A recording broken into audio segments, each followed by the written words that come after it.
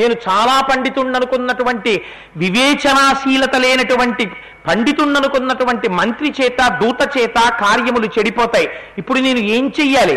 నేను మనుష్య భాషలో గట్టిగా సంస్కృతంలో మాట్లాడితే ఈ చుట్టూ ఉండేటటువంటి రాక్షస స్త్రీల చెవుల్లో పడతాయి. ఎవడురా మనుష్యుడు మాట్లాడుతున్నాడని నా మీద కొమ్మలు పట్టుకుని వస్తారు. వచ్చిన తర్వాత నాకు వారికి యుద్ధం జరుగుతుంది. జయాపజయములు విధి నిర్ణీతములు. వెళుతున్నప్పుడు నేను సముద్రంలో పడిపోవచ్చు, లేదా నేను వాళ్ళని గెలవచ్చు, లేదా వాళ్ళు నా చేతిలో ఓడింపబడచ్చు.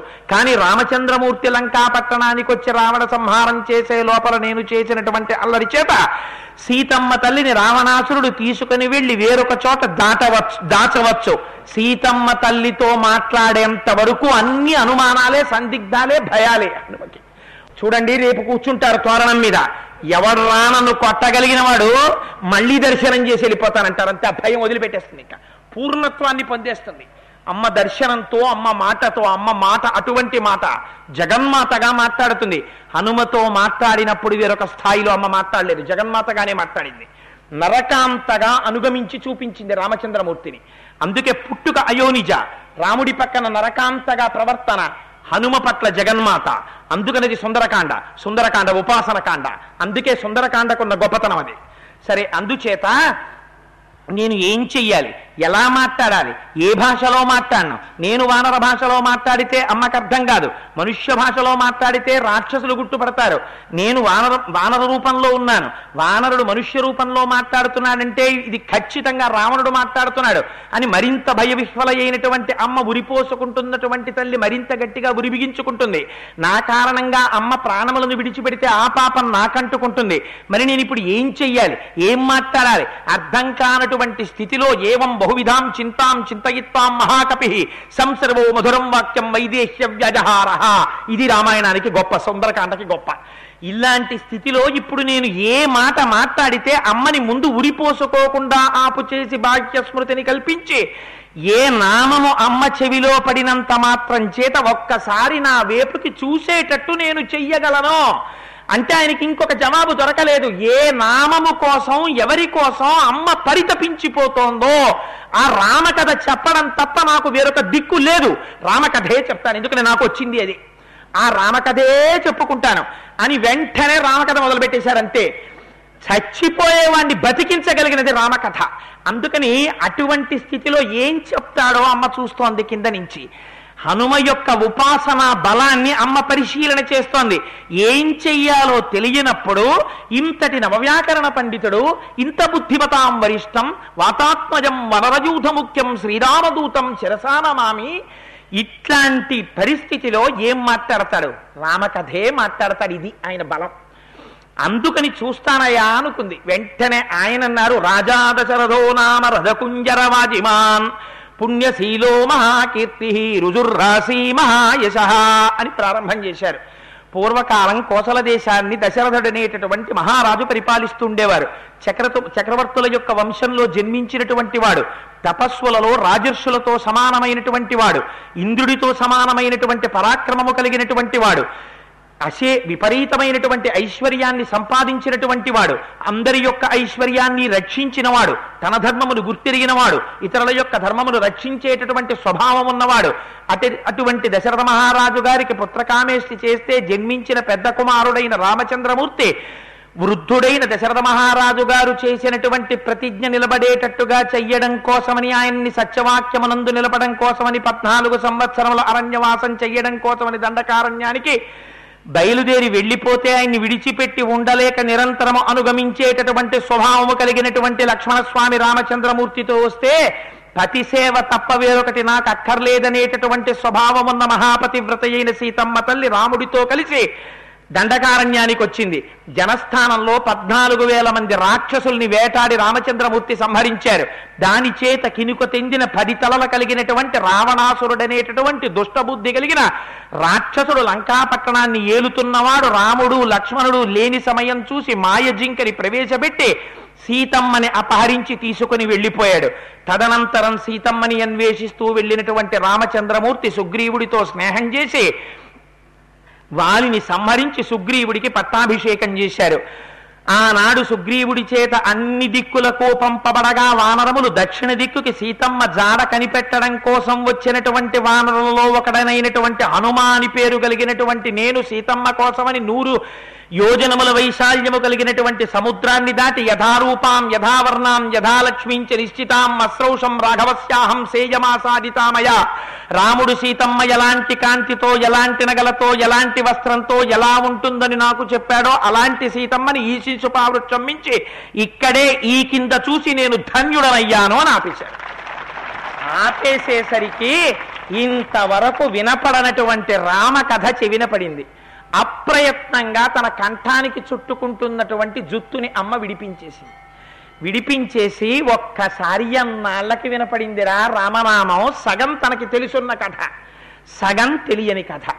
ఈనాళ్ళకి నా జాడ కోసమని రాముడి పనుపున మనిషి వచ్చాడు అని పరమ సంతోషంగా ఒక్కసారి చెట్టు మీదకి ఇలా తలెత్తి చూసిందిట. చూసేటప్పటికీ అమ్మ చెవిలోకి మాత్రమే వినపడేటట్టుగా దగ్గరగా వచ్చి ఆ ఆకులు తొలగించి ముందు కాళ్ళు 2 బాగా ముందుకు చాపి వెనపకాళ్లతో కొమ్మ పట్టుకుని పగడాల మూతి లాంటి మూతితో రామనామం చెప్తూ రామకథ చెప్తున్నటువంటి సుగ్రీవ సచివుడై మహానుభావుడు తత శాఖాంతరే లీనం దృష్ట్వాచలిత మానసావేష్టితార్జున వస్త్రం తం విద్యుత్ సంఘాత పింగళం. తెల్లటి వస్త్రములు ధరించినటువంటి వారై మెరుపుల గుప్పుల పింగళ వర్ణంతో మిరిసిపోతున్న పచ్చటి నేత్రాలతో తెల్లటి పంచె కట్టుకుని దగ్గరగా అమ్మకి కనపడ్డారు. కనబడగానే అమ్మ ఆ కొమ్మ విడిచిపెట్టి నేల మీద పడి స్పృహ తప్పిపోయింది. ఎందుకని స్పృహ తప్పిపోవడం? మరి ఇంత మంచి మాట విని కూడా అంటే అమ్మో వానరం కనపడింది, నిద్రలో వానరం కనపడకూడదు కలలో, నాకు కలలో వానరం కనపడింది అంటే తాను కలలో ఉందో నిద్రపోతోందో జాగృతిలో ఉందో కూడా తెలియనంతటి దుఃఖస్థితిలో ఉన్నది అమ్మ బాహ్యమునందు. నరకాంతగా ఇంత కష్టం ఉంటే కానీ వాడి పాపం దగ్గర పడదు. అందుకని ఆ తల్లింది, నేను ఒక్కటే కోరుకుంటున్నాను, స్వప్నంలో వానరం కనపడకూడదు, కానీ నాకు కనపడింది. దానివల్ల ఏ కీడు జరగబోతోందో స్వస్థస్తు రామాయ సలక్ష్మణాయ తథాపితుర్మే జనకస్య రాజ్ఞ. ఈ లోకానికి నేర్పింది పతివ్రతగా తల్లి. తనకి అపకారం కాదుట. ఆ పీడకలు వస్తే ఏమనుకోవాలి? ఇవాళ రేపు గుళ్ళల్లో పూజలు చేయించడంలో నేను చిత్ర విచిత్రమైన వ్యక్తుల్ని చూస్తున్నాను. భర్త బ్రతికుండగా తన పేరు మీద పూజ చేయించుకుంటుంటారు కొంతమంది. ఎంత అమంగళకరం అది! ఏ పూజ చేసినా భర్త పేరు మీద జరిగితే చాలు, ఆయన ఇంటికి యజమాని. ఆయన పేరు చెప్పి సపుత్రకస్య సబాంధవస్య అని మాట చెప్తే ఆ ఇంట్లో ఉన్న సభ్యులందరూ వచ్చేస్తారు. గమ్మత్తు కొంతమంది ఇవాళ అది కూడా ఎంత వ్యగ్రతని పొందేసిందంటే భర్త బ్రతికుండగా తమ పేరు చెప్పుకుని పూజలు చేయించుకుంటుంటారు. కొంతమంది పుట్టింట వాళ్ళని చూశాను, వాళ్ళని లెంపకాయే కొట్టాలో లేకపోతే వాళ్ళ బుద్ధి గడ్డి తిన్నందుకు తీసుకెళ్లి పెద్దల దగ్గర కూర్చోపెట్టి నేర్పాలో నాకు తెలియదు. కానీ వాళ్ళ ఇళ్లల్లో పూజలు జరుగుతున్నప్పుడు, వాళ్ళ ఇళ్లలో సత్యనారాయణ వ్రతం చేసుకుంటే, వాళ్ళ ఇంట్లో రుద్రాభిషేకం చేస్తే కూతురు పేరు చెప్తారు, మనవడి పేరు చెప్తారు, అల్లుడి పేరు చెప్పరు. నేను చూశాను కొన్ని కుటుంబాలు. ప్రభో, అందుకని గుండెలు బాదుకుని చెప్తున్నాను ఇవాళ. అల్లుడు నీకు కానివాడా? కూతురు నీ కూతురా? అల్లుడి పేరు లేకుండా నీ కూతురి పేరు చెప్పి గోత్రం చెప్తే దాని అర్థం ఏమిటి? పుట్టింటి వాడివై కన్న తండ్రివై నువ్వు అలా చెప్పచ్చా పూజలో? తెలిసి చెప్తున్నావా తెలియక చెప్తున్నావా? ఎంత అమంగళకరమైన మాట! అసలు అలాంటి ప్రయత్నాలు చెయ్యొచ్చా? ఎంత ఇవాల్టి రోజున ఎంత చిత్ర విచిత్రమైన పోకడలు వచ్చాయో చూడండి. సుందరకాండ ఎందుకు మనకి శిరోధార్యం అంటే ప్రవర్తన నేర్పుతోంది సీతమ్మ తల్లి మనకి. చూసింది ఎవరు? వానరాన్ని. సీతమ్మ చూసింది. ఎవరికి పీడ రావాలి? సీతమ్మకి రావాలి. ఆవిడేమంది? స్వస్యస్సు రామాయ సలక్ష్మణాయ. లక్ష్మణునితో కూడినటువంటి రాముడికి మంగళం కలగాలి. రాముడికి ఏదైనా అమంగళం జరిగితే నాకు అమంగళం జరిగిపోయినట్టే. రాముడు సుఖంగా ఉంటే నేను సుఖంగా ఉన్నట్టే. ఇది కదా పతివ్రత మహాభాగా ఛాయానుగత సదా. ఈ పూజ ఇంట్లో స్త్రీ చేస్తే దేవేంద్రుడికి అమరావతి అధికారం ఎక్కడి నుంచి వచ్చింది? శచీదేవి పూజ వల్ల వచ్చింది. అందుకే ఇంటిని చూసి ఇల్లాల్ని చూడండి అంటారు. ఇల్లాలు సక్రమంగా ఇంట్లో ప్రవర్తిస్తే బయట భర్తకి అమంగళం కూడా తొలగిపోతుంది. నేర్పింది సీతమ్మ తల్లి. ఆ తర్వాత ఎవరిని చెప్పింది? తథాపితుర్మే జనకస్య రాజ్ఞ, పుట్టింటి వాళ్ళ యొక్క వైభవాన్ని కోరద్దని ఏ స్త్రీని శాసించలేదు ధర్మశాస్త్రం. తప్పకుండా కోరు, కానీ ముందు భర్త గురించి అడగాలి, అత్తవారి గురించి అడగాలి. నువ్వు నా కూతురుంది, నా కూతురు ఎప్పుడైనా అత్తవారింటికి వెళ్ళిన తర్వాత నా గురించి పూజ చేస్తే నేను అంగీకరించను. ముందు చెయ్యవలసిన పూజ తన మామగారి గురించి చెయ్యాలి, తన అత్తగారి గురించి చెయ్యాలి, తన భర్త గురించి చెయ్యాలి, తన వరదుల గురించి చెయ్యాలి. తదనంతరం నా పేరు చెప్పు. మా నాన్నగారు సంతోషంగా ఉండాలి, క్షేమంగా ఉండాలని కోరుకో. మా నాన్నగారు క్షేమంగా ఉండాలని ముందు చెప్పి తర్వాత మా మామగారు క్షేమంగా ఉండాలన్న పూజ నువ్వు ఎప్పుడూ చేయకు అని నా కూతురికి చెప్పి నేను అత్తవారింటికి పంపిస్తాను. ఎందుకు చెప్తున్నాను ఈ మాట అంటే లోకమునకు తెలియాలి. ఆడపిల్ల ఆడపిల్లే, అలాగే నా ఇంటికి వేరొక పిల్ల కోడలిగా వస్తుంది. ఆ పిల్ల పూజ చేస్తున్నప్పుడు తన పుట్టింటి వారి అభ్యున్నత కలగాలని ముందు పూజ చేస్తే నేను అంగీకరించను. తప్పమ్మా, అలా చేయకూడదు. ఈ ఇంటి కోడలుగా నువ్వు ముందు నా క్షేమాన్ని కోరు, నీ అత్త క్షేమాన్ని కోరు, నీ భర్త క్షేమాన్ని కోరు. నీకు మరుదులు లేరు, నువ్వు అదృష్టవంతురాలి. అందుకని నువ్వు అంటే నా గురించి చెప్పాను కాబట్టి ఉపమానం చెప్పానండి, వేరొకరి మీద పెట్టడం ఎందుకని. అందుకని ఆడపిల్ల అనేటటువంటిది అటు నుంచి ఇటొచ్చి ఉద్ధరించాలి, ఇటు నుంచి అటెండి ఉద్ధరించాలి. ఆడపిల్ల ఎంత గొప్పదో చూడండి. మన వాళ్ళు ఆడదంటే ఏదో అమాయక, అందుకే మొగాడికి పేరైతే మగాడంతే. ఆడపిల్లకి పుడుతున్న ఆడపిల్ల ఇక్కడ పుట్టింది కానీ అక్కడ ఉద్ధరిస్తుంది ఆవిడ. అక్కడ ఉద్ధరించడానికి ఇక్కడ ట్రైనింగ్ పొందుతోంది, ప్రవేశంలో ఉందంతే ఇక్కడ నీకు.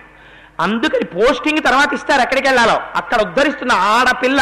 ఈడపిల్ల కాదా పిల్ల, ఇక్కడ న్యాసంగా కొన్నాళ్ళు ఉంటుందంతే.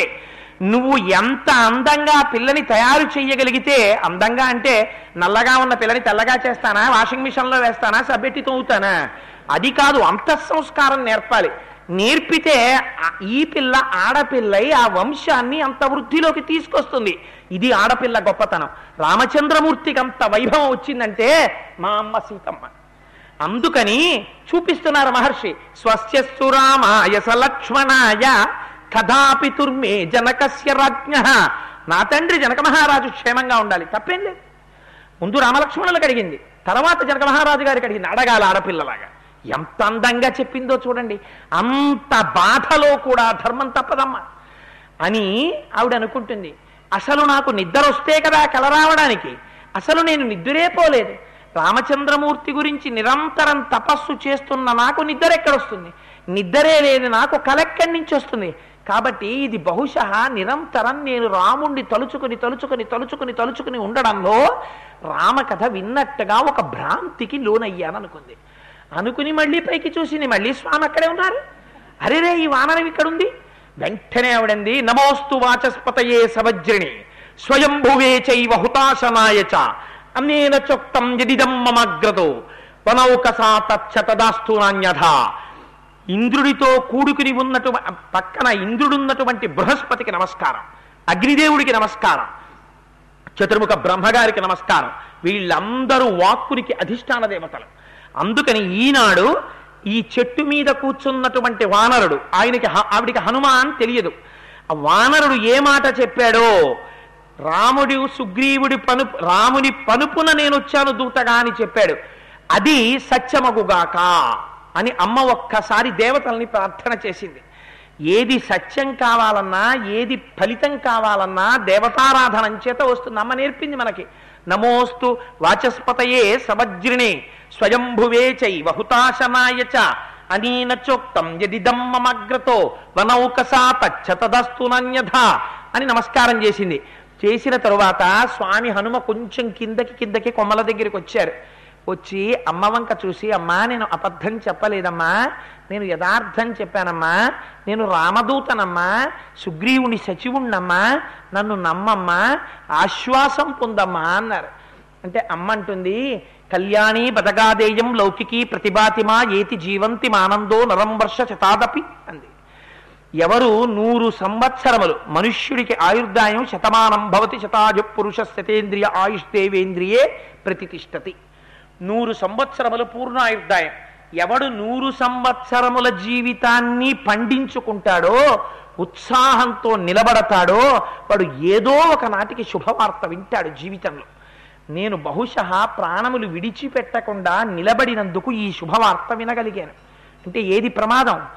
ఎట్టి పరిస్థితులలో జీవితాన్ని మాత్రం అంతం చేసుకోకూడదు తనంత తాను అని అమ్మ ఈ మాట చెప్తే హనుమ అంటారు, అమ్మా నువ్వెవరమ్మా? సురాణం అసురాణం వా నాగగంధర్వ రక్షసాం యక్షాణం కిన్నెరాణం వా కాంస్త్వం భవసి శోభనే. అమ్మా నువ్వు రావణేన జనస్థానాబలాద్యపకృతా ఇది సీతాత్మసి భద్రంతే తన్మమాచ్యపృచ్ఛత